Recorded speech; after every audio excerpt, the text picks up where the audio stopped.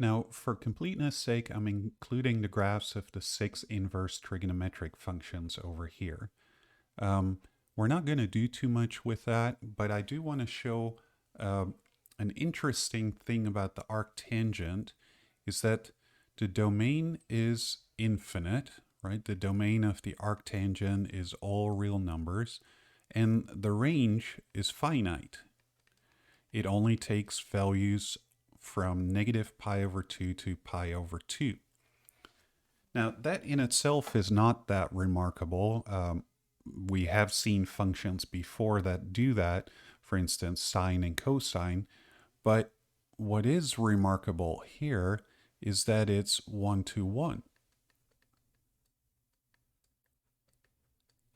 So we have a function that maps something infinite to something finite, and it does so in a 1 to 1 fashion.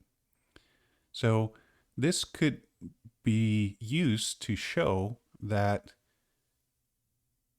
all the real there are just as many real numbers between negative infinity and infinity as there are real numbers between negative pi over 2 and pi over 2. So in some sense, these two intervals have the same number of real numbers. And that's kind of weird, but that follows from these three properties. Now, here are the properties of some of the inverse trigonometric functions. So if x is between negative 1 and 1, and y is between negative pi over 2 and pi over 2, then sine of arcsine of x is x, and arcsine of y equals y. Now, the x is just to make sure that we have the correct domain for the arcsine. The y is the restricted domain of sine, so we have to be a little bit careful there that if this does not hold, then this might not be true. So that relates to this part. And we'll see an example of that in a moment. And then we see there's no restrictions on x here. That's because the domain of the arctangent is all real numbers. And so again, there is a restricted domain for the tangent that's between negative pi over 2 and pi over 2. And only if that is true, then these two cancel each other out. And then finally, for the domain of the arcsecant, we need to have that the absolute value of x is greater than or equal to 1. And then this holds. And then we need to have for y that one of these two conditions holds. And then we can say that the arcsecant of the secant of y equals y. And similar properties hold for the other inverse trigonometric functions. So let's do an example and evaluate arcsine of sine of pi. So at first you might be tempted to say, well, arcsine and sine, they cancel each other out, so the answer is pi.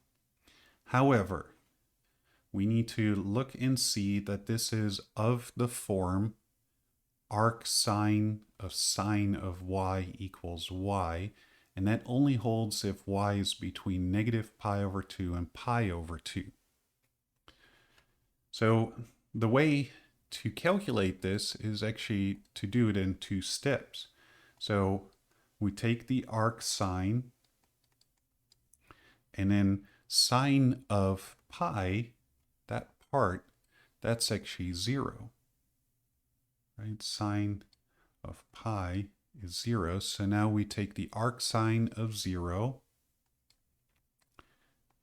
and you can either use a unit circle, or you can use the trick on the calculator, and the arcsine of 0, that is actually just 0. So what you have to note here is that arcsine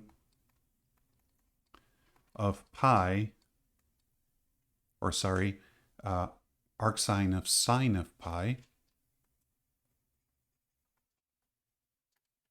arcsine of sine of pi is not equal to pi.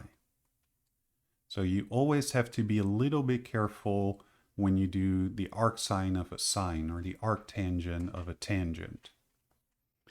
Now, the second one, we have to look at arctan of tan of pi over 4. So that's again of this form, arctan of tan of y equals y.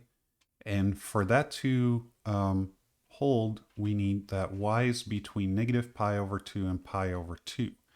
So when you look at this, we do see that y is between pi over 2 and negative pi over 2. And I need to use less than, not less than or equal there. And so that makes life a lot easier because that is the case. The arctan and the tan, they cancel each other out. And the final answer is pi over 4.